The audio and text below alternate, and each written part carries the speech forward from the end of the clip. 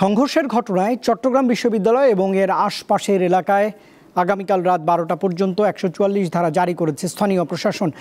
শনিবার রাতের পর রবিবার দিনভর শিক্ষার্থীদের সঙ্গে স্থানীয়দের দফায় দফায় সংঘর্ষ হয়। ফলে রণক্ষেত্রে পরিণত হয় চট্টগ্রাম বিশ্ববিদ্যালয়ের 2 নম্বর গেট সংলগ্ন জোবরা এলাকা।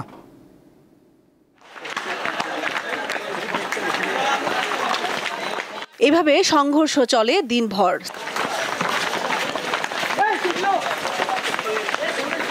স্থানীয়রা চারদিক থেকে শিক্ষার্থীদের অবরুদ্ধ করে এলোপাথারি হামলা করে। শিক্ষার্থীদের অভিযোগ, পরিস্থিতি নিয়ন্ত্রণে এগিয়ে আসেনি আইনশৃঙ্খলা বাহিনীর সদস্যরা।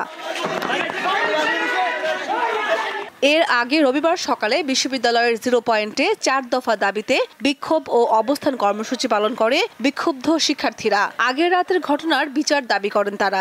এরপরে স্থানীয়রা এসে যারা মেয়েরা আটকা বসছে এদেরকে সবাই একদম একযোগে স্থানীয়রা এসে সবাই বাড়ি দিয়ে সবার দরজায় নক করতেছে। মেয়েরা উপরে আছে, বিল্ডিং এর উপরে, ওদেরকে একযোগে সব স্থানীয়রা এসে পিটানোর জন্য তাদের দরজায় নক করতেছে এবং তালা ভাঙতেছে পর্যন্ত। তারা লক করে আছে এবং কতগুলো মেয়ে অসময়ে আটকা পড়েছে। আমরা দেখতে পাচ্ছি যে গতকাল রাত 11টা থেকে এখন পর্যন্ত হচ্ছে এরকম পাল্টা হামলা চলতেছে। কাছে আছে অস্ত্র, তাদের কাছে ধারালো জীবন নাশের অস্ত্র আছে। আমরা সাধারণ শিক্ষার্থী, আমাদের কাছে কিছু নেই, আমরা খালি হাতে যাচ্ছি। তারা যেখানে যেভাবে পাচ্ছে সেভাবে মানুষকে কোপাচ্ছে। প্রধান উপদেষ্টার এলাকা এটা, তারপরও এই অবস্থা যদি হয়, এটার দায়ভার কি প্রধান উপদেষ্টা বা আমাদের উপদেষ্টা মণ্ডলীর উপর পড়ে না? এক পর্যায়ে বিশ্ববিদ্যালয়ের উপাচার্য, উপ উপাচার্য ও প্রক্টর সহ বিশ্ববিদ্যালয়ের প্রশাসনিক কর্মকর্তারা এগিয়ে আসলে শিক্ষার্থীদের তোপের মুখে পড়েন।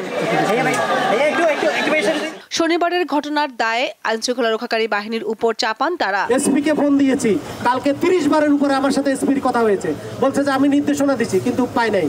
আমরা র্যাবকে কন্টিনিউয়াস ফোন করে পাই। চট্টগ্রাম ক্যান্টনমেন্টের জিওসির কাছে ফোন করে ওনাদেরকে নির্দেশনা দিয়ে তারপরে আমরা আনতে হয়েছে। চট্টগ্রাম বিশ্ববিদ্যালয়ের এই সমস্যাটা কখনো সমাধান হবে না আনটিল আনলেস এই এলাকার যে সন্ত্রাসীগুলো তাদেরকে গ্রেফতার করা না হয়। আমাদের নিরাপত্তা রক্ষীরা যে গাড়িতে ছিল, নিরাপত্তা রক্ষীদের আহত করে সেই গাড়িও ভেঙে দেওয়া হয়েছে।